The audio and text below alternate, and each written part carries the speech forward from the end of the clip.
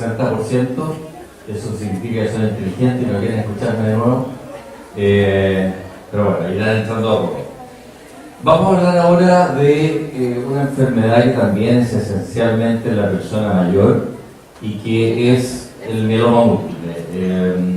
Muchos de ustedes a lo mejor lo conocen, otros no tanto. El mieloma múltiple pertenece a un capítulo de enfermedades que llamamos en conjunto gamapatías monoclonales, y se llama así porque lo que ocurre es que existe un clon de células plasmáticas que es anormal, que empieza a aumentar en forma, valga la redundancia, monoclonal, es un crecimiento de una población única e igual, y como las células plasmáticas las inventó el Tata Dios como parte del sistema inmune para producir anticuerpos, entonces estas células lo que saben hacer es anticuerpos.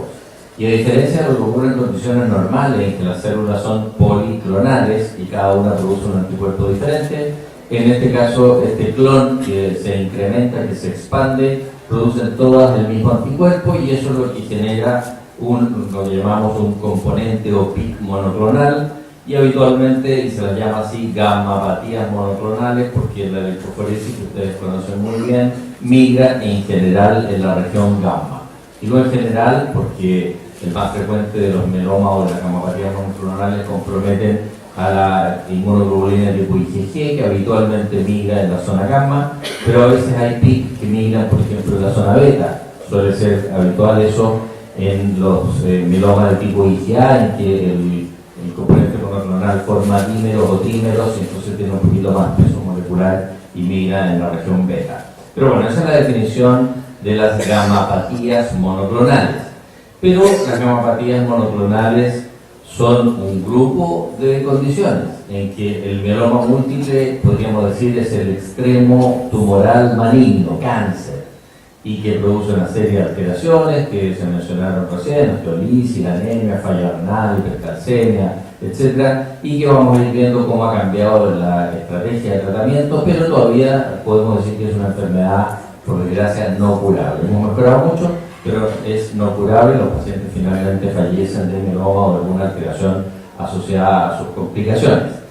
Pero el hermano benigno, podríamos decir, y que de hecho antes se llamaba gamapatía monoclonal benigna, es mucho más frecuente. También hay un aumento de células plasmáticas clonales, pero se mantienen las células plasmáticas policlonales, y en una condición en que estas células están, pero no se expanden para formar una enfermedad clínica. Hoy en día la llamamos, de la sigla anglosajona, MGAS o GNSI, gamopatía monoclonal de significado incierto, nombre que le puso el doctor Bob Kyle. A lo mejor han tenido la oportunidad de conocerlo, un personaje en el mieloma múltiple muy importante en la historia. Él trabaja o fue el gran formador de esta área en la Clínica Mayo, y que fue muy importante en los descubrimientos iniciales de mieloma múltiple. Un señor que tuve la oportunidad de conocer, muy amable, esos caballeros, esa gente sabia, humilde, tranquilito y que enseña mucho. Bueno, y las gamapatías monoclonales de significado incierto en realidad son frecuentes. Pasa un poco lo mismo que comentábamos ayer con las linfocitosis monoclonales. Son condiciones habituales o relativamente frecuentes en personas mayores. Y si ustedes miran la población de sobre los 60 a 65 años, llega a ser del 5 al 6% de la población. Gente sana que va por ahí, que de repente tiene en un hemograma un poquito de VHS elevada y nada más, y uno le hace el estudio y tiene una paraproteína, un PIC monoclonal, que resulta ser al final de una MGAS. Y en cambio el mieloma es una enfermedad mucho menos frecuente, a pesar de que dentro de las patologías tumorales malignas hematológicas es más o menos importante, alrededor del 10%, pero es muchísimo menos frecuente que la gamapatía monoclonal. Interesante porque, como vamos a ver hoy en día, el modelo en que se piensa es que todo mieloma fue un gas alguna vez, por algún tiempo, y evolucionó y va evolucionando a mieloma a lo largo del camino. Pero no todos los pacientes con MGAS van a evolucionar a un mieloma. El porcentaje en realidad es relativamente bajo y es tranquilizador para los enfermos. Y aquí tienen un poquito este modelo de progresión, esto está publicado también por el doctor Bob Kyle, y muestra cómo las gamopatías monoclonales van cambiando, van evolucionando hacia un mieloma a lo largo del camino, pero que, por ejemplo, a 25 años, alrededor de un 20% de los casos de MGAS en una cohorte bien seguida, como publicó él, se transforman. Nosotros no podría decir que más o menos un 1% por año de los pacientes con MGAS van a evolucionar a mieloma, pero que por lo tanto el 80% restante más o menos nunca va a tener un mieloma. Importante para decírselo a los pacientes, porque si no, empiezan a poner con una espada de Damocles y se sienten siempre amenazados. Y en cambio, cuando ya es mieloma, considerando para el mieloma que llamamos smolder, no quiescente o buena onda, buena persona, que evoluciona más lento que el mieloma activo, pero igual ustedes ven cómo claramente la progresión hacia el mieloma ya sintomático, abierto, como dicen los gringos, overt, es claramente mayor que en las MGAS. Ahora, el mieloma es una enfermedad muy interesante. Recién veíamos en la leucemia mieloblástica que es una enfermedad tremendamente variable en su genómica. Sin embargo, tiene eventos que son relativamente conocidos e importantes, algunos de ellos. Y lo mismo ocurre en el linfoma, en que uno sabe que la alteración de BCL2 por la translocación 14-18 va a producir probablemente un linfoma folicular, o que las alteraciones de CEMIC van a acompañarse de un comportamiento agresivo en un linfoma de tipo Burkitt, o los pacientes con VIH que tienen tal y tal cosa van a tener tal tipo de comportamiento en un linfoma, etc. Son un poquito más fácil de describir un comportamiento según una o dos o tres alteraciones genómicas. En leucemia mieloblástica ya vimos que es heterogéneo el cuento, y en mieloma es aún más heterogéneo. Se han descrito varios cientos de alteraciones genómicas, pero lo más interesante es que no hay clústeres claramente definidos. Algunos son más importantes, pero en realidad no hay clúster definido. Muchas alteraciones genómicas muy diferentes pueden llevar finalmente a la evolución de un mieloma múltiple. Pero dentro de todo uno podría decir que hay algunas alteraciones que llamamos primarias, que tienen que ver... Gracias por su atención. Espero que hayan disfrutado. ¿Qué pasó? Ah, soy yo. No eres tú, soy yo. Ya, ahí. Que tienen que ver con el reordenamiento de IgH y que hacen que la célula plasmática avance a una MGAS, y después empiezan a haber múltiples mutaciones, como digo, de muchas esferas, hasta que finalmente hay eventos secundarios que eventualmente tienen que ver con genes que controlan proliferación. Esto es un rechazo muy resumido, y que hacen que la enfermedad se transforme en una enfermedad clínicamente evidente y activa, ¿de acuerdo? Ahora, hay muchas enfermedades que pueden molestar, que requieren tratamiento, pero que al final no impactan necesariamente, o por lo menos hoy en día, en la sobrevida. Hace 40 años un diabético tenía una expectativa de vida categóricamente diferente que la población general, o un hipertenso. Hoy en día no. Hay muchas enfermedades así. El virus de VIH-Sida, hace 2 décadas se morían todos, o la mayoría, y tenían corta sobrevida. Hoy en día prácticamente lo mismo que la población general. Entonces, hay muchos tumores en los cuales se está empezando a hablar de curación práctica. O sea, el enfermo no puede tener el tumor puesto, pero pues ahí está, no se muere. ¿Ya está bien? ¿De acuerdo? ¿El mieloma impacta? Sí, impacta. Esta es una diapositiva del mismo doctor Bob Kyle. Me gusta citarlo porque creo que es un hombre sabio que merece reconocimiento. Y él hizo una cosa interesante que es fácil de hacer, pero que nos muestra una idea del impacto, y es comparar una cohorte de gente de la misma edad normal y gente que tiene un mieloma, y ver cómo impacta la sobrevida. Y ustedes ven cómo categóricamente la mediana de supervivencia en estos pacientes es sobre los 12 años, es una población de adultos mayores, la mayoría de ellos, y en cambio los que tienen mieloma, esta es una publicación del 2013, que faltan muchas terapias que hoy en día usamos y que vamos a revisar así rápidamente, era del orden de los 3 años, o un poquito menos de los 3 años. O sea, claramente una enfermedad que impacta en la sobrevida. Hoy hacemos cosas totalmente distintas que hace 15 años en mieloma, totalmente diferentes. No tienen nada que ver. Si tuviéramos el cinto del mampato, ¿cómo se llama este? Cinto espacio-temporal, teníamos que, son cosas totalmente distintas. Pero sigue impactando. Esta es una publicación de hace un par de años del doctor Fonseca, Rafael Fonseca, que es discípulo de la Clínica Mayo del doctor Calle y que sabe muchísimo de mieloma. He tenido la suerte de tenerlo en Santiago, o en Chile, perdón, varias veces. No quiero decir que Santiago de Chile, me equivoqué, fue un error, perdón. Señor de Chile. Y muestra lo mismo. Estos son cohortes por años y vemos cómo los pacientes con mieloma siguen teniendo un impacto en sobrevida. O sea, realmente afecta la sobrevida. Y esta es la evolución típica que uno pasa en la clase de cuarto año sobre mieloma múltiple. El mieloma no es una enfermedad dura, refractaria, siempre hay un porcentaje que sí, pero una vez que progresa de engas y se hace sintomático, uno le da tratamiento, el enfermo responde con ciertos criterios, después pasa un tiempo, después vuelve a aparecer, vuelvo a tratarlo con un esquema de segunda línea y vuelve a recaer, ¿no? Hasta que al final se hace refractario y termina falleciendo. Es la historia típica de muchos tumores y particularmente del mieloma. Y en la historia han habido cosas interesantes en cuanto al tratamiento. El mieloma, igual que la enfermedad de Hodgkin, fueron de las primeras enfermedades que se usaron fármacos antineoplásicos. En los 60 apareció un alquilante que es el melphalan, sencillo, fácil, bueno, bonito, barato, y se empezó a usar, y después se usaron generalmente melphalan o ciclofosfamida como alquilantes junto con corticoides. Estamos hablando de los 70, época, ¿cómo se llama? Interesante, porque ahí fue la época que se generó, por ejemplo, el NCI, en época que Nixon lo inició. No Nixon el presidente, la puso en lugar, no es que fuera un erudito, parece que lo hizo Artomás, aparte de ser naricón. Bueno, y como lo representan en el proyecto Manhattan, también esa película, sí. Bueno. Entonces, aparecen los alquilantes, y los alquilantes junto con corticoides fueron el tratamiento estándar por mucho tiempo y siguen siéndolo probablemente en pacientes mayores en determinados escenarios. Y lograban una tasa de respuesta de algún tipo del orden del 60-65%.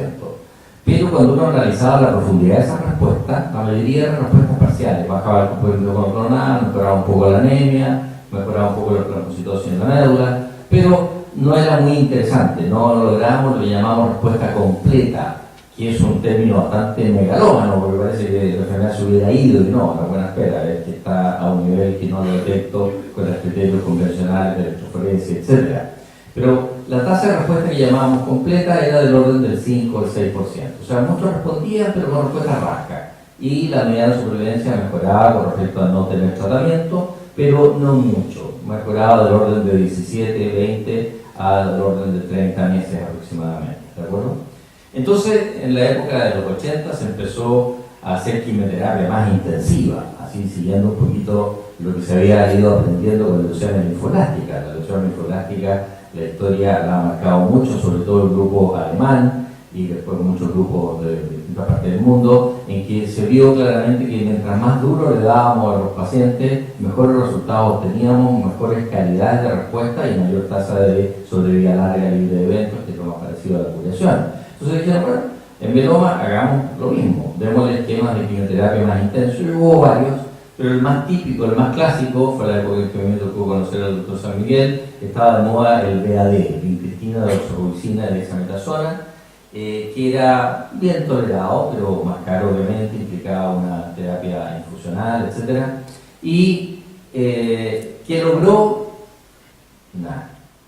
Los pacientes respondían 60-70% y la tasa de respuesta completa, sí, un poquito más, 7-10%, rasquita. O sea, la única ventaja es que era un poco más rápido. El melphalan prednisona requería 3 a 5 meses para empezar a ver respuesta y a veces con el BD uno lo veía rápido. Entonces, algunos pacientes que, por ejemplo, tenían daño renal activo por el mieloma o hipercalcemia respondían antes. Pero la verdad es que los resultados en el mediano y el largo plazo eran bastante parecidos. Hasta que aparece a mediados de los 90 la dosis alta de quimioterapia con rescate hematopoyético, esto que les decía hace un rato, que es el nombre real del trasplante autólogo, ¿de acuerdo?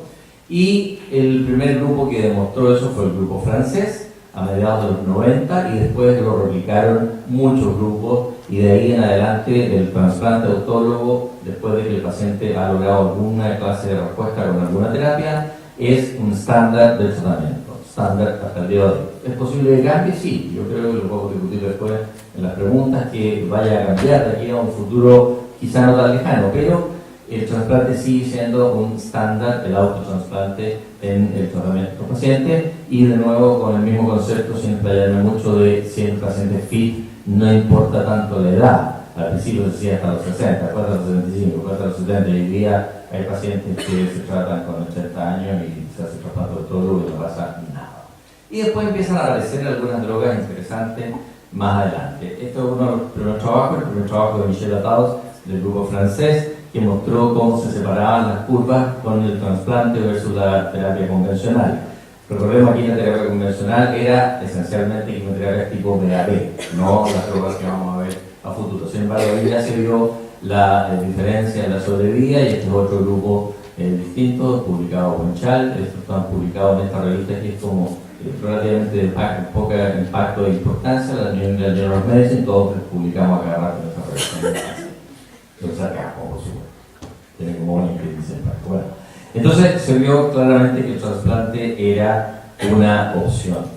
Y interesante aquí acotar alguna cosa. Nosotros, estos son datos nuestros locales a partir de datos de citometría de flujo. En los últimos 10 años hemos diagnosticado 290 mielomas. No es que sean todos pacientes nuestros, sino que pacientes que nos han derivado, etcétera, y que tienen mieloma.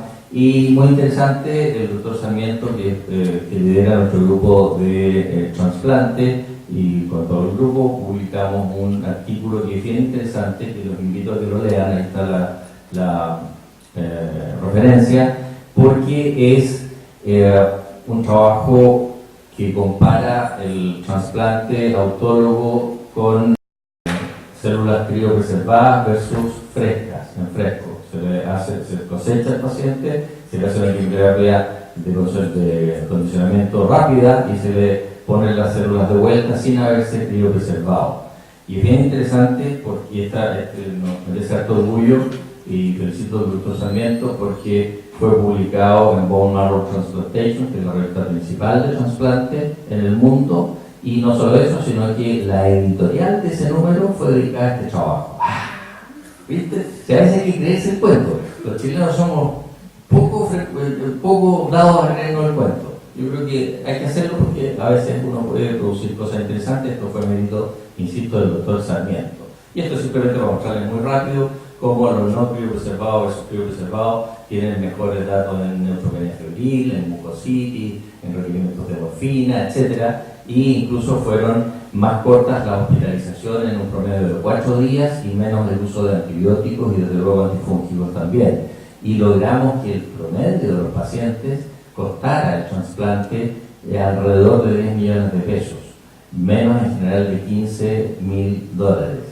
Eso es una cifra ridícula para los costos que hay, por ejemplo, en Norteamérica. Ustedes van al MD Anderson, a un trasplante autólogo, y les piden $250.000 sobre la mesa.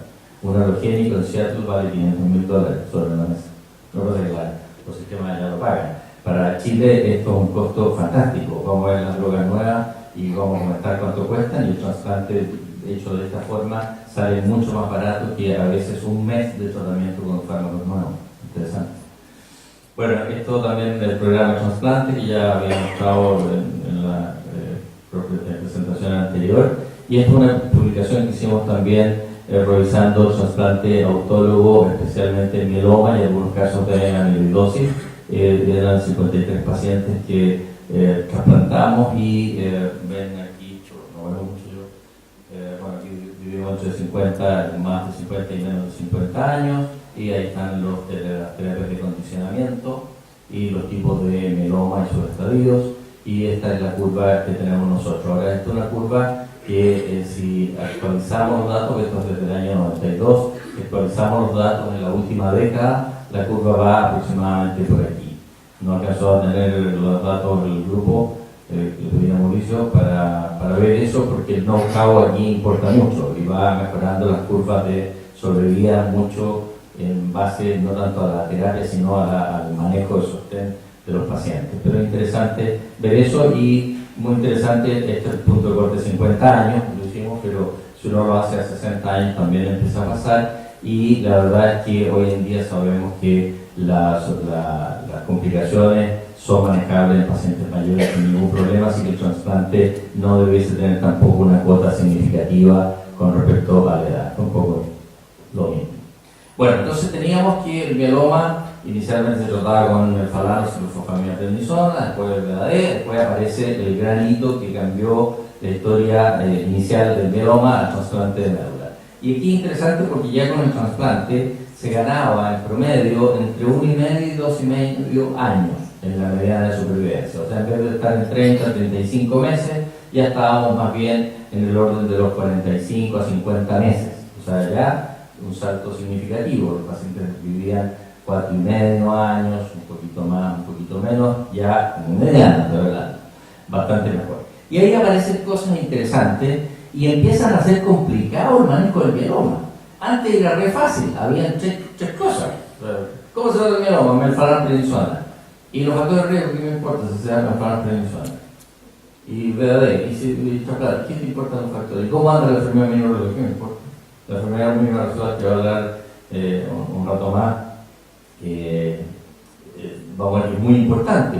Y cuando encontramos eso, a mí me tocó por esa suerte de la vida participar en la generación de parte de los datos que Angelina va a dar. Era interesante biológicamente, pero como dice el chino reo, ¿y a mí qué? No servía para nada, que los enfermos se trataban de la misma manera. Bueno, pero aparecen cosas nuevas. Y la primera fue la talidomida, que aparece un poco por azar, por una historia que se puede contar después si quieren, pero que es interesante, y que es lo que llamamos un IMIT, que esencialmente lo que hace es alterar la relación de la célula con su estroma. Ayer la doctora Quijada nos daba una muy buena charla sobre la importancia que tiene eso, y entonces se ve útil el mieloma, y aparecen después IMIT de segunda generación como la lenalidomida, o tercera generación como la pomalidomida, cada vez más potentes, y aparece también bortezomib, un inhibidor del proteasoma. Les recuerdo que el proteasoma es un organelo intracelular que lo que hace es degradar proteínas. Y hay una en particular, entre varias, que se llama factor nuclear kappa B, el NF-kappa B, que está normalmente ubiquitinizado, me encanta decir esa palabra, ubiquitinizado. Entonces el proteasoma lo que hace es lo desubiquitiniza, y al hacer eso, el NF-kappa B, que normalmente está anclado por la ubiquitina, no es así, al citosol entra al núcleo, y en el núcleo deja la enfermedad embarrada, porque aumenta la proliferación, disminuye la apoptosis, aumenta la secreción de interleuquina 6, que es el promotor del crecimiento de la célula plasmática, deja la embarrada, y entonces favorece el crecimiento del mieloma. Y entonces el bortezomib demuestra ya hace muchos años un impacto en tercera línea, segunda línea, y se transforma junto con la lenalidomida o en vez de en tratamiento de primera línea. Y con eso pasan cosas muy interesantes. Lo primero es que el porcentaje de pacientes que responde empieza a acercarse ya al 100%. Si uno usa combinaciones de bortezomib con corticoides y algún alquilante, o con lenalidomida o lenalidomida con algún corticoide, y empezamos a ver cada vez tasas de respuesta mejores. Y entonces no significa que el trasplante no sea útil, pero significa que ahora llegó el trasplante a un paciente que está con menos carga tumoral. ¿Y funciona? Sí, funciona, y alargamos otro par de años la mediana de supervivencia. ¿De acuerdo? Todas estas drogas son muy baratas, valen en promedio 7 millones de pesos cada uno al mes. Más o menos lo que uno gana por semana, un patólogo gana por semana, más o menos cada 8 días, por ahí. Pero gracias a Dios lo cubren los sistemas de seguros, las ISAPRES desde luego lo cubren sin mayor problema, lo que pasa es que costó ir a pedir la audiencia del Papa y todo, pero cada vez más y lo cubren. Y en el sistema público también, antes eran inaccesibles, hoy en día no son inaccesibles y lo pueden pedir en algunos pacientes, es aprobado también. Entonces cada vez está aumentando más. Dicho sea de paso, el trasplante autólogo en el sistema público también está aumentando en número de forma muy importante. Y aparecen, como digo, carfilzomib, isaxomib, drogas de segunda, tercera línea, y cada una va mostrando cosas, y algunas otras cosas nuevas, como algunos anticuerpos monoclonales. De modo tal que hoy en día estamos ya en la mediana entre 8 y 9 años. Miren qué interesante, o sea, se ha triplicado en los últimos 15 o 20 años la mediana de supervivencia. Muy interesante. Bueno, ¿cómo estamos en Chile en cuanto a mieloma? No hay estadísticas demasiado buenas, pero estas que son del MinSal, estas las recogió Patricia Fardela para una presentación. Trabaja en la Clínica de las Condes con la doctora Paola Sepúlveda, entre otros, y muestra una tasa que es más o menos parecida a la tasa que hay reportada en otros lugares de pacientes con mieloma. Se supone que hay alrededor de 450 o 500 pacientes con mieloma al año censados por lo menos en el sistema público, o por tanto en el sistema privado, son más o menos parecidos. Y aquí está un resumen así en un solo gráfico de las terapias que se pueden preconizar hoy en día. Entonces aquí tenemos el VAD como cosa antigua, ya no se usa, en que la tasa de respuesta, se fijan ustedes, no era muy alta y la tasa de respuesta de buena calidad era bien bajita. De hecho eran parecidas a usar la dexametasona sola. Durante un tiempo se usó dexametasona sola. Cuando apareció la talidomida se empezó a usar mucho el Taldex, que mejoraba un poquito la respuesta, pero interesantemente mejoraba la calidad de la respuesta con la talidomida. ¿Se acuerdan que la talidomida fue en los años 60 proscrita por tener relación a la focomelia, esta malformación terrible cuando la madre la usaba como antiemético, como sedante y estaban embarazadas? Bueno, pero eso es en un feto. En un adulto tiene algunas complicaciones, polineutropatía y otras cosas, pero se puede usar perfectamente en pacientes mayores de una excelentísima droga. Bueno, les voy a mostrar una cosa bien sorpresiva después. Y empiezan a aparecer entonces después las combinaciones con bortezomib. Ese B corta es porque el bortezomib, que es con B larga, se llama el nombre comercial Belcade. Y con ciprofosfamida y dexametasona, o la lenalidomida con dexametasona, o esquemas como el BTD, bortezomib, talidomida, dexametasona. Este es un esquema que usan mucho el grupo español, muy buen esquema, diría yo, me gusta más que BCD. Y esquemas un poco más usados, por ejemplo, en Estados Unidos, que usan carfilzomib, donde está, no veo bien acá, pero bueno, ese es RBD, que es lenalidomida, bortezomib, dexametasona, y este es carfilzomib, también con lenalidomida, por ejemplo. Y ustedes ven que las tasas de respuesta completa, que son las barras en rojo, están casi al 100%. Y además las azules, que son las respuestas de buena calidad, están también cada vez más altas. O sea, de nuevo, siguiendo el aprendizaje de leucemia aguda, mientras mejor es la proporción de pacientes en que llegamos a tener respuesta y mientras más profunda esa respuesta, y esto se va a potenciar cuando tenemos una enfermedad residual, mejor. Y los resultados no solo son mejores clínicamente para el enfermo, sino en la supervivencia y en la calidad de supervivencia que tiene.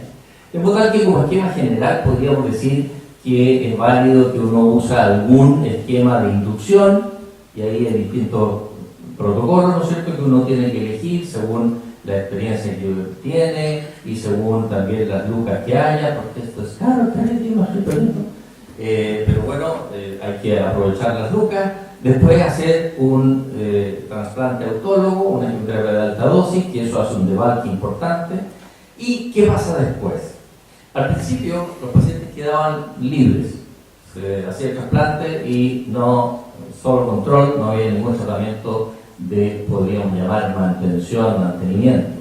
Pero después se vio que los pacientes que después del trasplante quedaban con enfermedad residual, un pic monoclonal chiquitito, se beneficiaban del uso o de lenalidomida o de bortezomib, por ejemplo, en el seguimiento. Y después se hizo el mismo ensayo en todos los pacientes, los que eran con enfermedad residual positiva y los que tenían enfermedad residual negativa, y se vio que era favorable. Y hoy en día, para resumir esa parte, debemos decir que la consolidación es algo que debiésemos usar en el paciente post-trasplante. Lo más usado es lenalidomida, fácil, oral, con un nivel de toxicidad bajo y fácilmente manejable, o bortezomib, se usa menos, pero es igualmente útil, ¿de acuerdo? Entonces, mantener al paciente con eso. Esto es un poco lo mismo, pero viendo las alternativas, se fijan ustedes que ahora ya no es tan fácil la decisión en el mieloma, es más compleja, y eso es bueno, porque dice que tenemos hartas alternativas, y antes no las había o eran de relativa mala calidad. Ahora, en algún momento igual los pacientes van a recaer. Eso es el único tratamiento hasta ahora curativo potencialmente del mieloma es el trasplante alogénico, ¿de acuerdo? Pero esta es una población mayor, la mediana también suele estar sobre los 70 años, entonces pocos pacientes acceden a un trasplante alogénico y además, particularmente en mieloma, las tasas de mortalidad precoz son mayores que los pacientes con leucemia a misma edad. De modo que el trasplante alogénico, si bien es curativo potencialmente, no en todos los pacientes, pero sí en los que logran sobrevivir una fracción de ellos, se usa poco en casi todos los grupos. Ustedes ven, incluso los grupos más agresivos, como el grupo Arkansas, Barbalogy, algunos están en un congreso americano europeo, Barbalogy, el director de Arkansas, generó lo que se llama el trasplante en tándem, un doble trasplante autólogo, que ha sido muy discutido en el mieloma. O sea, un trasplante, el paciente se recupera, segundo trasplante, como hacerle dos quimioterapias de consolidación así intensas con trasplante. Pero el chorro Barbalogy, porque llega así con su tenida de cuero y su Harley Davidson al congreso y con un jockey y ya se la charla así. Bueno, yo tengo moto, pero no tengo la pinta. Bueno, entonces, el alogénico, como le digo, poco y por lo tanto todos los pacientes en algún momento van a recaer. Si no recaen, pues se puede llevar antes de otra cosa, ¿de acuerdo? Pero todos los pacientes en principio van a recaer. Y les voy a mostrar un par de casos clínicos para que vean ustedes cómo, como digo yo a los alumnos siempre, no hay enfermedades, hay enfermos. Y la gente es muy diferente y a veces Dios nos da regalos entretenidos.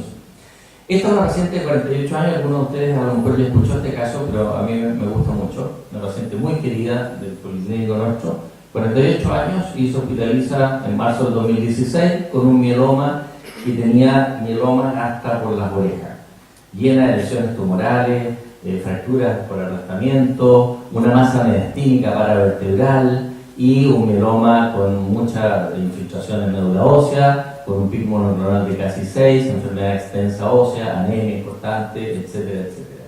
El PET scan mostraba un compromiso esquelético muy importante y con incluso una recrestenosis que irradiamos porque estaba empezando a producir lesiones, o sea, malestar neurológico, etcétera. Y le dimos uno de los esquemas más usados en el mundo, que es el Cyborg-D o BCD, que es bortezomib, ciclofosfamida, dexametasona. ¿De acuerdo? Un esquema de los que les mostré en esa barrita azul y roja, y que probablemente en Chile es el que más se ha usado, por lo menos en el área privada. Y con 4 ciclos vimos una excelente progresión de la enfermedad. Los primeros 2 ciclos parece que se estabilizó y después no pasó nada. Entonces cambiamos a lenalidomida de dexametasona, todo esto cubierto por Lizardo, ningún problema. La Lendex, 0, no respondió nada, refractaria primaria. En oncología no hay peor que los refractarios primarios. Los Hodgkin, la enfermedad Hodgkin, una enfermedad excelente, la mayoría de los pacientes se cura. Los que son refractarios primarios, ufa, arranca, te toma vacaciones cuando te llegues enfermo, porque son terribles. Bueno, aquí pasa lo mismo. Entonces, pucha, 48 años, su grupo familiar son su mamá y su hija tiene como 11 años ahora. Listo. Y Lucas Plata, nazi de Basti, pero tenía un plan que normalmente le cubrió algunas cosas. Conseguimos que le cubrieran Doxil, que es doxorubicina liposomal, más bortezomib, y ahí logró una respuesta parcial buena, lo que se llama una very good partial response, que es una disminución del componente monoclonal a menos del 50%, una buena respuesta, nada cercano a lo completo, pero suficiente como decir, ¿sabes qué? Vamos a trasplante, ¿de acuerdo? Y la llevamos al trasplante. Esto es la respuesta de la very good partial response. Recuérdense que tenía un pico monoclonal de casi 6 y aquí tiene de 0,99, o sea, tiene pico monoclonal, no es que esté sin respuesta, sin enfermedad, y se trasplanta a fines de agosto y en diciembre el trasplante sigue con un componente monoclonal menor que el que tenía pre-trasplante, pero ahí está, sigue un componente monoclonal, ¿de acuerdo? Y en diciembre el crédito que gana liviana muestra un crédito que está anormal, no muy elevado en todo caso, pero está anormal, esperable, que es monoclonal. Y en febrero, en forma hiperaguda, llega con dolor intensísimo, fractura por aplastamiento, masas de plasmocitomas, y miren ustedes, el LDH 1700, valor normal 216. raro que se eleve la LDH en un mieloma, salvo que esté leucemizado. En ella no parecía estar leucemizado, aunque en el hemograma se veían un par de células de aspecto inmaduro. Calcio de... ¿Dónde está el calcio? Aquí. No veo. ¿Cuánto? Ah, ya. No tenía hipertensión. Las proteínas totales, miren, 13.4 o 13.6, con la albúmina de 3.7. ¿De acuerdo?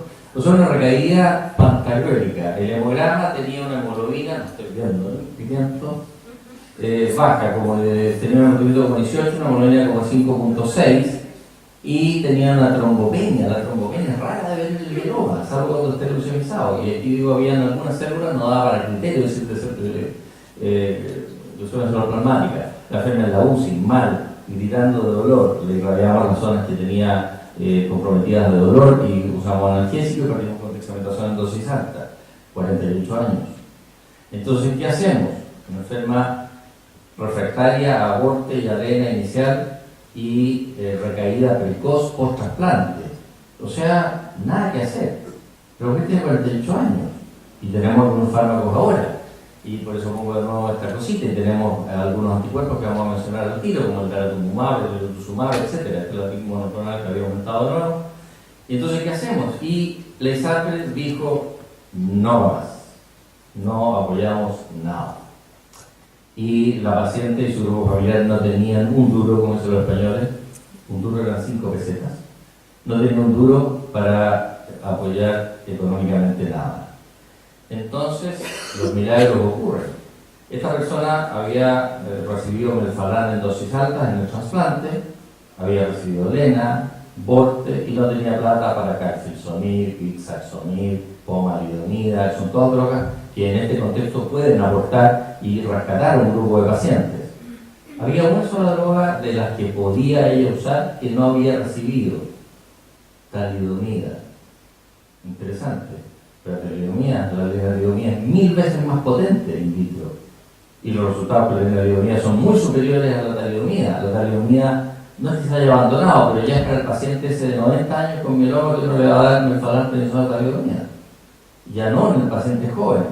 Pero esta paciente no tenía otra opción. Y le dije, Carmenchu, echemos para adelante con talidomida, ya doctor, lo que usted diga. Eso era simplemente como para ver, pues esta enferma podía ir a un trasplante o un segundo trasplante autólogo, no tenía mucho sentido, pero a un trasplante alogénico, pero estando en respuesta, la enferma estaba mal, estaba literalmente muriéndose. Bueno, y partimos, los corticoides siempre son maravillosos para sacar de la situación aguda, y esto es en julio del 2017, hemograma prácticamente normal, pic monoclonal ausente, jolines, con talidomida, que era lo único que no había recibido. Y esto fue en julio del 2017, estamos en mayo del 2019, la enferma sigue en respuesta completa. Respuesta completa.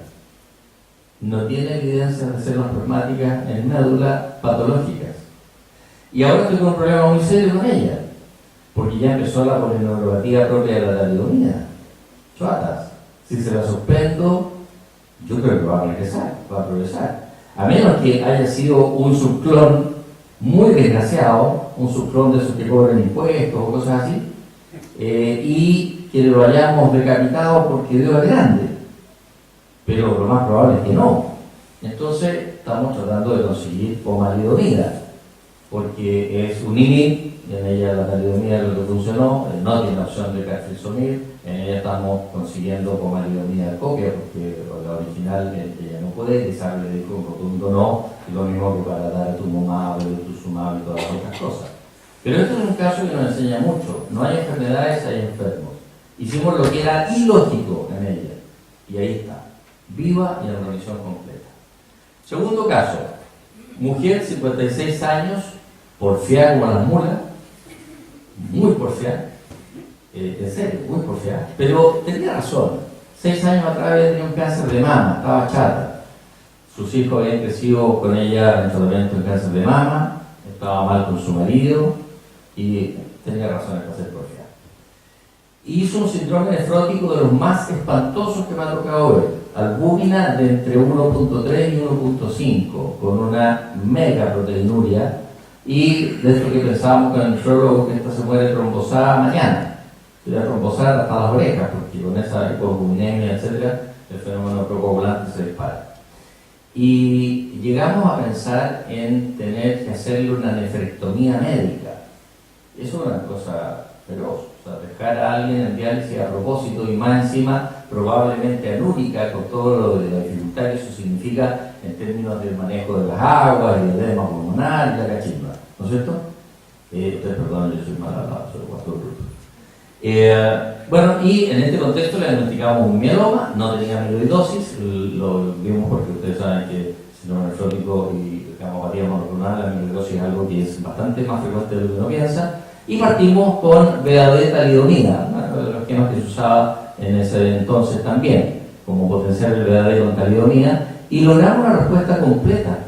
Interesante. Esto es de los pacientes que también anduvieron bien a pesar de tener un mieloma que le hizo mucho daño a su riñón. Pero bueno, estaba en diálisis, cayó en diálisis sola. El Tata Dios nos ayudó, no tuvimos que hacer la nefrectomía médica, cayó en diálisis sola. Pero se hizo una respuesta completa, y esa respuesta completa se mantuvo, y curiosamente a los 12 meses, y eso es raro de ver, salió de diálisis. Recuperó función renal con una creatinina promedio de 1.6, 1.5. Salió de diálisis. Y se mantuvo así hasta el año 2015. O sea, estuvo 6 años en remisión completa. 6 años. Con un esquema BAD-talidomida, sin trasplante, con falla renal. Y se mantuvo así hasta que progresó. Y ahí le dimos Cyborg, logró una respuesta completa no estricta, es decir, todavía hay evidencia del componente monoclonal contenida como la inmunificación, y que nosotros queríamos hacerle un trasplante, ya se lo habíamos propuesto antes, y ella declinó. Cuando declinó dijimos, pero bruta, inmensa, si tiene la posibilidad de estar en respuesta completa, y tuvo 6 años. Si se hubiera trasplantado, hubiera recaído 6 años, me hubiera dicho, ¿viste? Hizo re bien el trasplante durante 6 años. No, ella fue sin trasplante. Y bueno, cada vez que cuando recayó ahí dijo, sí, ahora sí, de todas maneras el trasplante. Volvió a hacer respuesta completa, dijo, no, el trasplante lo mandó por otro lado. Iba a decir otra cosa, pero era muy bien. Y entonces, finalmente, o sea, estuvo bien, pero volvió a mediados del 2017 a progresar. Y ahí usamos, y me introduzco el tema, daratumumab. Más dosis baja inicialmente de lenalidomida, pero después hizo de nuevo falla renal, así que la lenalidomida es toxicona, y por lo tanto la sacamos y usamos bortezomib con daratumumab, y la paciente anduvo bastante bien. Esto es el 2015, cuando tenía una respuesta completa no estricta. Y es para mostrar una cosa interesante que se ve aquí y que Evangelina probablemente va a usar, y que fue una cosa en la que, insisto, me tocó participar a mí en los inicios. Es que aquí tienen 2 poblaciones de células plasmáticas. Las que están en verde, que son un poquito más intensas para el CD38 y que son CD19 positivas y son policlonales, esas células son células plasmáticas normales, policlonales normales. Y las que están en rojo, que son 38 un poquito menos intensos, son 19 negativas y son en general CD56 positivas y son clonales, son las células del mieloma. Este es el patrón que describimos años atrás para las MGAS. La gamopatía monoclonal significado incierto tienen esa condición, en que hay coexistiendo las células plasmáticas normales con las células plasmáticas patológicas, lo que fueron los estudiantes nuestros tan chatos de escuchar esto. ¿No sé si me dicen? Por eso ríe ahí. Silvana Vázquez, grande, doctora, esperando su tercera bóveda. Bueno, y fue interesante una cosa, y es que hay algunos pacientes cuando hacen buena respuesta en que baja la cantidad de células plasmáticas y desaparecen las plasmáticas completas, o que quedan células plasmáticas tumorales pero no reaparecen las normales. Y hay otros en cambio que hacen una respuesta en que aparecen las células plasmáticas normales, como un patrón tipo MGAS. Bueno, el grupo español siguió a estos pacientes y se dio cuenta que los que tenían un patrón tipo MGAS tenían, a pesar de tener enfermedad demostrable, tenían un comportamiento en el tiempo, en sobrevida libre de progresión y en sobrevida global, que eran mejor que los pacientes que tenían la misma tasa de respuesta pero sin aparición de células plasmáticas normales. ¿De acuerdo? Evangelina va a ahondar sobre esto, imagino, de la enfermedad mínima residual y cómo se mide y toda la cosa. ¿Y hay alguna forma fácil de verlo? Sí, hay una forma muy fácil de verlo, muy barata. Cuando el electroforesis de proteína hay un pico monoclonal y hay un mieloma, generalmente hay lo que se llama una hipogama globulinemia residual, lo que llaman los españoles la inmunoparesia. ¿Por qué? Antes no se sabía, cuando llegó este descubrimiento se supo por qué. Porque las células plasmáticas policlonales normales en el mieloma desaparecen y por lo tanto no hay producción de células de inmunoglobulinas policlonales. En cambio, en la MGAS no desaparecen. Y uno puede ver eso. Entonces, los pacientes que tienen una respuesta tipo MGAS tienen el pico monoclonal de X magnitud, pero tienen una base en que no hay hipogama residual. Si uno le hace enfermedad mínima residual en la médula, habitualmente encuentra el patrón tipo MGAS. Y esta paciente lo tuvo así, sin embargo, ella después progresó igual.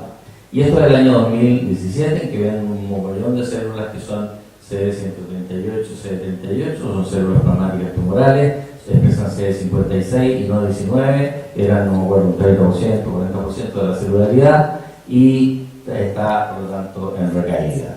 ¿De acuerdo? Ya llevamos desde el año, ya lo di la cuenta, vamos con 15 años, ¿de acuerdo? Y entonces, ¿qué hacemos? Y ahí aparece una opción entretenida. Si se fijan ustedes, la expresión de CD38, el CD38 no es una molécula propia de la célula plasmática, está en muchas de las células hematopoyéticas y son parte de cómo va evolucionando la célula hematopoyética. Pero la célula plasmática tiene una característica, es que es intenso y homogéneo. La cantidad de moléculas que tiene es intensa, mucho más que en cualquiera de las otras células normales de la médula. ¿De acuerdo? Y esto tanto en la célula plasmática normal como en la tumoral. La tumoral es un pelito menos, pero intenso igual. Entonces, de la misma forma que se generó el rituximab en su momento, el año, si lo recuerdo, el año 98, fue aprobado por la FDA el rituximab en linfomas de bajo grado y el 2002 en alto grado, o sea, hace mucho rato. Bueno, se le ocurrió a alguien hacer un anticuerpo contra el CD38, ¿de acuerdo? Y ese es el daratumumab. Y interesante porque ya estamos en la onda, lo vimos en la charla de leucemia, en que empezamos a ver otras formas de atacar, ya no solo con quimioterapia más intensa, menos intensa, sino que usar otros mecanismos, usar células efectoras y ver cómo potenciamos la acción de las células efectoras, o de la cascada del complemento, o de alterar señales que son críticas en el crecimiento de la muerte celular, y más a la terapia biológicamente dirigida. Y aquí ven cómo aparecen distintos tipos de alternativas en eso, y dentro de ellos anticuerpos como el otuzumab y daratumumab, que actúan por varios mecanismos. De hecho, no actúan como el rituximab esencialmente por la vía del complemento, sino que también por otros más.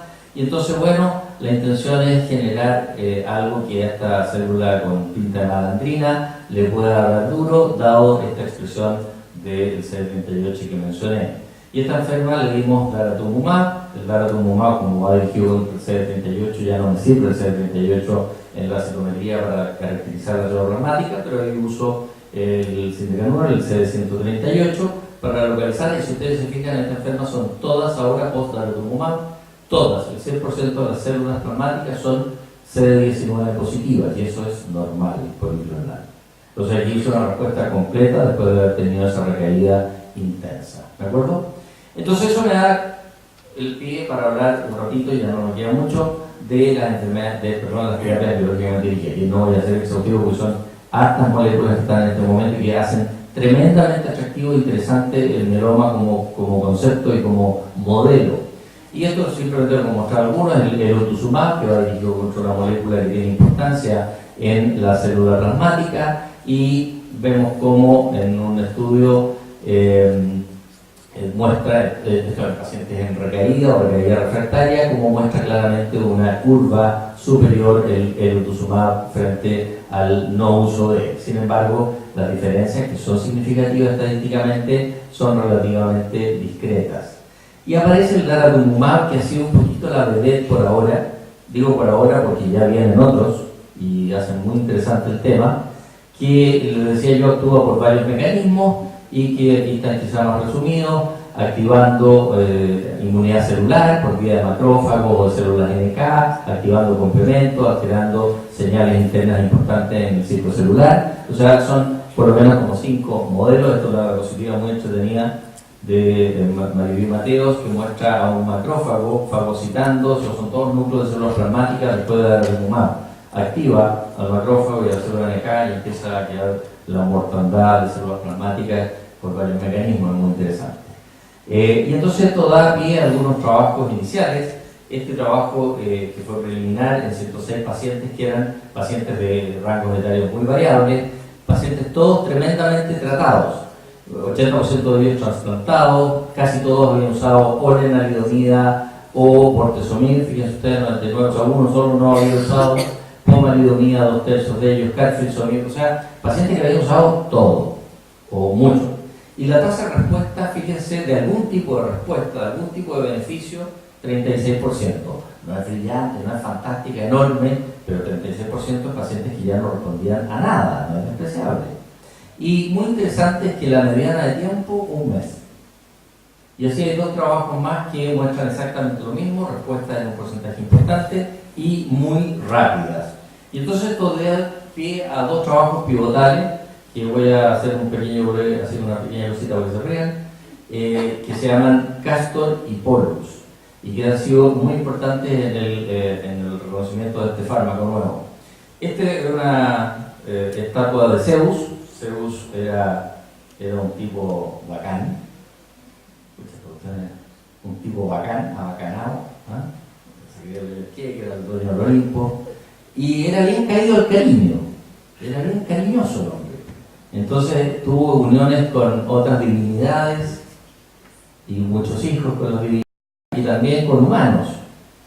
Entonces tuvo muchas uniones, estas son algunas nomás y estas son las hijas, y las fiestas eran re entretenidas, para todos los lados. ¿De acuerdo? Y de hecho a ella le gustó a Leda, o sea, perdón, a él le gustaba Leda, una humana por ahí que debe haber sido más o menos buena moza. Y entonces Leda era porfiada, era jodida la mina, era difícil. Y le gustaban los cisnes. Entonces Zeus no le gustaba, no lo encontraba tanto, pero le gustaban los cisnes. Entonces Zeus se transformó en cisne. Y no tengo idea de cómo, pero la cuestión es que algo pasó, la fiesta estuvo buena, y entonces dio a luz. Pero dio a luz, la imaginación griega es extraordinaria, dio a luz a 2 huevos. Y dentro de los huevos hay 2 gemelos. Pero lo divertido es que los gemelos vienen cada uno en un huevo distinto. O sea, es como un biviterino, mono, no sé cómo se llamará eso. Y de hecho uno de los huevos viene también Helena de Troya, que era muy bonita y que generó una guerra. Por Dios, tanta barbaridad, ¿no? Bueno. Pero lo interesante es que entonces nacieron estos que se llaman Castor y Pollux. Y los trabajos se llaman así. ¿Por qué? Yo no sé. Porque les gustaba hacer los que lo hicieron. Bueno, y uno de ellos era bueno para agarrarse a combos, era bueno para matar gente a mano limpia, y el otro era seco con el arco. Y de hecho hay una constelación que se llama Castor y Pollux, que son las miríades. ¿De acuerdo? Bueno, entonces, resumiendo, hicieron estos trabajos que se llaman Pollux y Castor, eso era el momento cultural, en que en uno combinan el daratumumab con lenalidomida, se llama R porque se llama revlimid, más dexametasona. Entonces, con dara, sin dara, y lo mismo combinándolo con Belcade, bortezomib, con dara, sin dara. ¿De acuerdo? El número de pacientes, ustedes ven, es bastante significativo en cada uno de los trabajos. Un trabajo, otro trabajo. Se publicaron más o menos simultáneos. Y muy poquitos datos de esto, pero para que vean ustedes la sobrevida libre de progresión, con daratumumab, sin daratumumab, en el contexto de lenalidomida. Y esto era igual si habían tenido una línea, estos pacientes eran todos que ya habían tenido una línea, o 2 líneas, o 3 líneas, muchos de ellos habían sido trasplantados, o sea, era un popurrí de pacientes. Y cuando ustedes comparan, no voy a mostrar todos los datos, son muchas diapositivas, los que eran post-trasplante o que habían usado incluso lenalidomida previo, o bortezomib, en todos los niveles que ustedes quieran mirar, daratumumab ganaba, ¿de acuerdo? Y si lo vemos en el Castor, que es lo mismo, pero ¿cómo se llama?, complementado con bortezomib en vez de lenalidomida, también. Ustedes ven claramente, categóricamente, una diferencia a favor del daratumumab. Pero hay otra cosa que es muy interesante, y es que, aparte de mostrar esta diferencia en la sobrevida, si ustedes miran el tipo de respuesta, es diferente. Y la respuesta de mayor calidad, o sea, las respuestas que son más allá de una very good partial response, son mejores cuando uno usa daratumumab que si no lo usa. Y si miramos más allá, y aquí introduzco a la doctora después que va a hablar de la enfermedad mínima residual, si digo, a ver, ¿y cómo le va a los que negativizan más profundamente? Con las técnicas que tenemos hoy en día podemos llegar fácilmente a 10 a la menos 5 y 10 a la menos 6, o sea, de reconocer una célula tumoral por cada 100.000 normales o cada 1.000.000 de normales, ¿de acuerdo? De menos 5 menos 6. Y si miramos los pacientes que logran negatividad, por ejemplo, con una medición a 10 a la menos 5, fíjense ustedes cómo es la curva. Esos pacientes no recaen muy poco. Les recuerdo que estos son pacientes no naive, sino que ya son en recaída, que ya han usado al menos una línea de terapia y muchos de ellos trasplantados, ¿de acuerdo? Por lo tanto, el lograr una respuesta mínima negativa parece ser muy bueno. Y es muy interesante porque aquí, si se fijan, los datos son equivalentes, esto no es significativa la diferencia. Da lo mismo si alcanzó usando daratumumab o usando solo lenalidomida, y lo mismo es válido para Velcade, ¿de acuerdo? Lo importante es que si tú logras que un grupo de pacientes haga una respuesta negativa a nivel de 10 a la menos 5, a ese grupo le va a ir muy bien, ¿Cuál es la diferencia? Que con daratumumab tú logras 4 a 5 veces más pacientes negativos. Y eso es un tema muy importante. Menciono a Dara, pero podría ser para cualquier otro fármaco de aquí a futuro. Si yo logro tener más pacientes en una etapa de enfermedad mínima residual negativa, la curva va a cambiar. Y si uno se imagina y vuela un poco, porque el daratumumab tiene un pequeño problema, muy discreto, aparte de ciertas toxicidades que son manejables y que se aprenden, vale 14 millones el primer mes, parecido al segundo, y solo 7 a 8 los siguientes. Todos los fármacos nuevos, que curioso, valen 7 a 8 millones al mes. Entonces, el glutinib, fantástica droga, venetoclax, fantástica droga, como 7 a 8 millones. Bueno, pero por lo menos se está logrando. Hay que entender que la industria tiene que recuperar lo que ha gastado, y aunque no sea así, porque yo creo que gana mucho más de lo que gasta, por si hay algún infiltrado.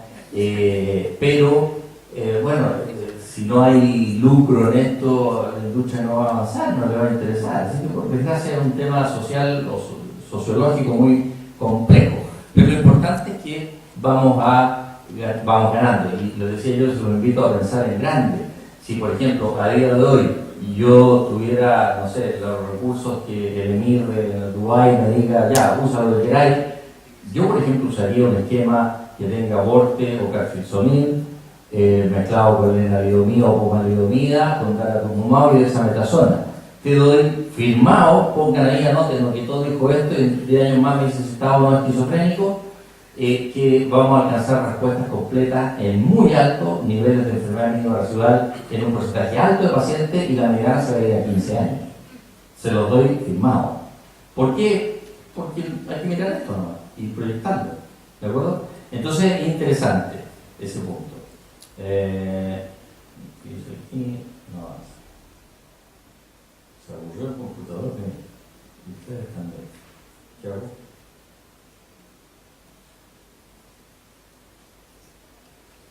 ¿Puedo avanzarlo con el dedo? Ahí se había movido. Ahí está. Bueno, entonces, les decía yo, esto es un ejemplo para daratumumab, pero podría ser para muchos otros fármacos. Y hoy en día hay muchas moléculas, hay muchos anticuerpos que se están probando, terapia celular, vacunas, bueno, están los CAR-T, nos podríamos extender la tarde entera hablando de cuestiones bonitas, ¿de acuerdo? Pero lo importante es tener algunos conceptos claros. Enfermedad residual, fundamental. En leucemia, en linfoma, en mieloma, fundamental. Y no es un concepto nada de nuevo. Si cuando uno trataba una leucemia aguda hace 30 años, sin tener idea de que lo que estaba haciendo eso, lo que quería era ver enfermedad residual negativa. Y ya está. Bueno, entonces, ahora otro concepto importante. Estamos acostumbrados a tratar algunas enfermedades cuando progresan, y así lo enseña uno y así se lo dice a los pacientes. No, mire, usted tiene un mieloma smoldering. No hay que tratarlo, hay que esperar que progrese, porque algunos progresan antes, otros después. Pero también sabemos, y ayer algo mostraron, que cuando la enfermedad está over, ya tiene un montón de subclones. Y subclones que tienen más y más y más inestabilidad genómica. O sea que mientras más tarde, aunque se haya portado bien la enfermedad, vamos a tener más enfermedad que a lo mejor la probabilidad de alguna resistencia hay. Entonces, ¿no será mejor cambiar los paradigmas y adelantar el tratamiento? ¿Alguien se atreve a hacerlo? Sí, los españoles. Son chorros los españoles. Y la Maribí Mateos, que es brillante, hizo una experiencia del grupo español, pero comandado por ella, en pacientes con mielomas considerados smoldering, que por digamos, filosofía actual no se tratan, se observan. Dijo, tratémoslo con un esquema que sea poco invasivo, el ENDEX. Lenalidomida oral, 21 días cada mes, dexametasona una vez a la semana, bien tolerado, poca cosa, cubierto por los gastos por la industria, hagámoslo. Miren ustedes, la evolución a mieloma sintomático en el grupo de tratamiento y en el otro grupo, o sea, sobrevida sin progresión.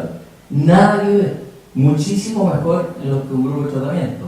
O sea, lo trata precoz y menos de esos pacientes van avanzando en enfermedad clínica activa. Esto fue un follow-up de 40 meses y recientemente publicó el follow-up de lo mismo a 75 meses y se mantiene absolutamente. O sea, a lo mejor está mal la mirada de tratarlos tardíamente. A lo mejor, dado que ahora tenemos terapias buenas, ya recién fui sarcástico y dije, ya te da lo mismo, que si tiene la lesión de no sé qué, o la alteración del 11 o del 4 no sé qué, pues, ¿qué me importa si tengo mefalaprednisona y punto? Hoy en día no. Tengo otras cosas, entonces a lo mejor tengo que cambiar el paradigma y empezar a tratarlo más precoz, más intensivo, más drogas, trasplante, y a lo mejor al final incluso va a ser costo eficaz. Porque si tú le das 3 ciclos de un esquema intensivo, como el que mencioné recién, eso es invento del doctor Oviedo, todavía no está publicado. O sea, tampoco lo inventé yo, lo han pensado 1000 personas. Después trasplante, después lo dejas con lenalidomida, y a lo mejor ese enfermo lo vas a tratar en forma intensa, con mucho costo, por un periodo corto, y va a estar 15 años bien. ¿De acuerdo? Entonces, los invito a estar atentos a esto y a tener esa mirada diferente. ¿Ok? Y uno podría decir, y cuando termino, que en mieloma y en otras enfermedades también tenemos que mezclar las cosas. No es el trasplante, aquel trasplante Obelix, que es bruto y que lo hace pebre a todo, que son los trasplantes, sino que hay que ser pillo y hay que usar fármacos que sean inteligentes, biológicamente dirigidos, y que además sigue habiendo moléculas antiguas que sirven. La talidomida sigue sirviendo con un grupo de enfermos, por ejemplo, pacientes mayores, y que de repente hay moléculas pequeñas que son achoradas. Esta es la señora de, ¿cómo se llama? Aceracenturix, y esta es la señora que quien manda en la aldea es este, pero el que manda en la casa es esta, ¿no es cierto? Entonces hay que pensar las enfermedades tumorales de esta manera, y probablemente vamos a empezar a cambiar los paradigmas. Muchas gracias.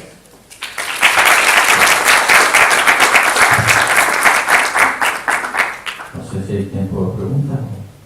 Vamos a dar tiempo para las preguntas. Cuando vos comentaste del trabajo ese que publicaron ustedes con las células que no las criopreservan, ¿qué tiempo pasa entre que extraen la stem cell y las reinfunden? 4 días. Al cuarto día se reinfunde. ¿Y cómo las mantienen esos 4 días? Igual que las plaquetas. Y no pasa nada. Te invito a ver el trabajo, es muy interesante. Disminuimos costos, el DMCO se evita mucha toxicidad por el DMCO. Los pacientes tuvieron en promedio 4 días menos en el hospital. Les fue a todos muy bien y es fantástico. Y hacen un trasplante, como decimos nosotros, de campo, barato, sin toxicidad. Tuvieron mucho menos mucositis, usaron mucho menos nutrición parenteral, hubo menos infecciones, fue increíble. Y lo estamos haciendo todos así.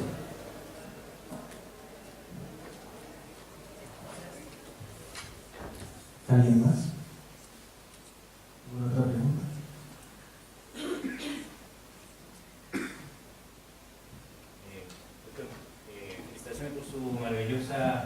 conferencia muy interesante para quienes somos clínicos.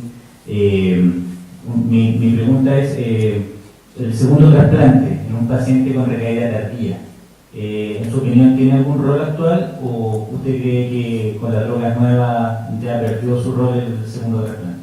No, yo creo que todavía tiene un rol. De hecho, esto lo dice gente importante en el planeta. Yo soy un chileno picantro, pero los que tienen recaídas tardías después del segundo año, sí hay trabajos que muestran el rol del segundo trasplante. Ahora, yo creo que eso va a cambiar, porque los fármacos nuevos tienen una potencia grande y si ustedes miran las medianas de supervivencia que están habiendo y las medianas de duración de respuesta están siendo probablemente iguales o mejores que el segundo trasplante.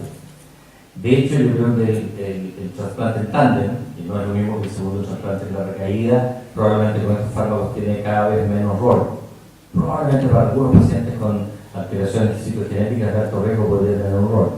Así que yo creo que se va a seguir haciendo, pero lo más probable es que vaya a ganar por sobre ellos todos estos fármacos nuevos.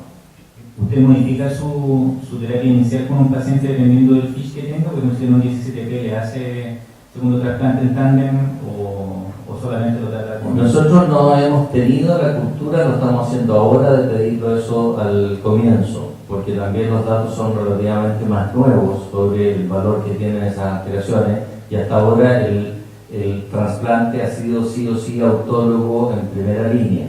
El grupo Arkansas y otros más han mostrado que el tándem tiene, por eso lo decía, que en algún subgrupo valor o tendría valor en esos pacientes. Pero todavía no es algo que esté totalmente establecido. Yo creo que falta madurez para tomar decisiones de ese tipo, pero para allá va, para allá va. La mínima residual después del trasplante, usted si es positiva, ¿le cambia el manejo, hace una consolidación o solamente le da mantención con cariomía independiente de la mínima que tenga después del trasplante? Sí, la consolidación, por ejemplo, dar ciclos de bortezomib posterior, también está discutida porque hay datos que en la literatura que sirven y otros que no tanto. Entonces está algo discutible. No sé si lo vieron en la diapositiva, cuando decía consolidación, había 3 o 4 signos de interrogación. No sé si lo vieron, un esquema. Ese esquema no lo hice yo. Y por lo tanto es discutible. Lo que sí está demostrado es que la mantención es útil para todos. Y lo más usado es Lena. Todo esto está cambiando mucho. Yo creo que lo que uno va a hablar en 2 o 3 años más, no en mucho tiempo más, va a ser distinto también. Lo interesante es estar abierto a eso porque en realidad es una enfermedad. Yo creo que ha sido la bebé de la hematología, del mieloma. Si ustedes miran cuántos abstracts y cuántas charlas había en el Congreso Europeo o Americano de mieloma hace 15 años o 20, debe haber sido menos del 5% de todo el Congreso. Si lo miran hoy, 20 o 25% del Congreso es mieloma. El Congreso es grande, es impresionante. Y es especialmente por todo esto. Y es como le decimos nosotros los residentes y a nosotros mismos, cada vez me enredo más. Ya no sé, o sea, llega un paciente nuevo y es mejor que me siente de nuevo a volver a revisar cómo están los datos porque las cosas van cambiando. Y eso es bueno, es favorable. Gracias a usted. Gracias a usted.